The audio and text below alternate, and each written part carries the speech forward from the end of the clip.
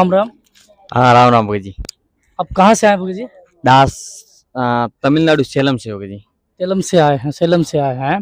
अच्छा, एक बात बताइए, हमको एक बात समझाइए कि जैसे कि हम यहाँ पे सबसे बड़ा जो देवी देवता है ब्रह्मा विष्णु महेश है, उसके सिवा ऊपर कोई पूछता नहीं है, कोई जानता भी नहीं है।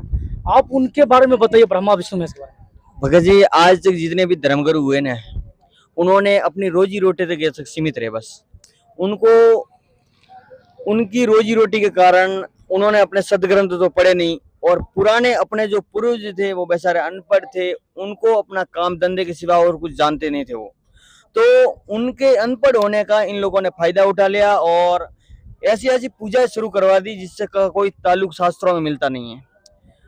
कबीर साहब कहते हैं कि मान मसाणी और शीतला भैरव भूत हनुमंत परमात्मा इनसे न्यारा रहे जो इन्हें पूजन। अभी देखो, भगवान जो कबीर साहब महान संत हुए, उनकी वाणी से मालूम लगता है कि छोटे छोटे जो सीमित देवी देवता है, जो प्रेत है, भूत, इनकी पूजा से जीव का मोक्ष नहीं हो सकता, और मनुष्य का जन्म ही मोक्ष के लिए होता है। और इन धर्मगुरुओं ने इन जीवों को मोक्ष से वंचित कर दिया और अपनी रोजी रोटी तक सीमित रह गए। क्या हमको इतना दिन से हमारे जो पंडा सब थे और पंडित जी से सब हमको धोखे में रखा? एकदम धोखे में रखा।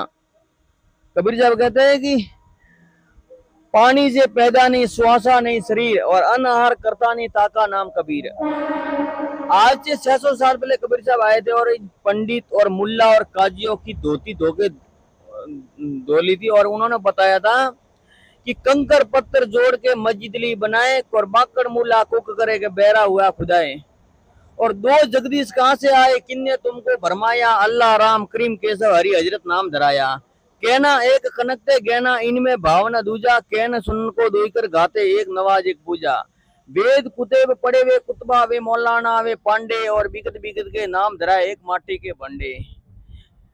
वही मोहब्बत वही महादेव ब्रह्मा आदम कहिए, एक हिंदू एक तुर्क कावे एक जमी पर रहिए। कहे कबीर वे दोनों भूले, रामो किसने न पाया, एक बकरा एक गाय कटावे वादे जन्म गवाया।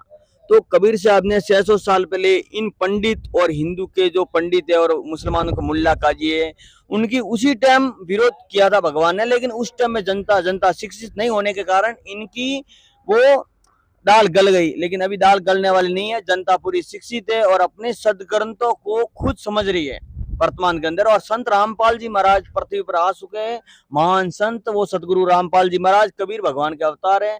और उन्होंने जो ज्ञान दिया है वेदों और भगवत गीता और कि जितने भी अपने हिंदू धर्म और मुसलमान धर्म और ईसाई धर्म के जितने भी शास्त्र है, उनसे खोल के अपन को एक डोरी में बंधने का, एक धर्म की एक पद्धति पर चलने का उन्होंने एक मार्ग बताया, जिससे जीव का मोक्ष भी होगा और या पृथ्वी मंडल पर जब तक रहेगा तभी भी उसको सुख मिलेगा, और यहाँ से अपना शरीर छोड़ेगा तो वो सदगति यानी परम धाम, जो गीता जी के अध्याय 18 श्लोक 62 में लिखा हुआ है, उस पर शाश्वत स्थान जहाँ से मृत्यु नहीं होती है, जहाँ कोई दुख नहीं है, वहां पे प्राणी चला जाता है और उसका मोक्ष हो जाता है।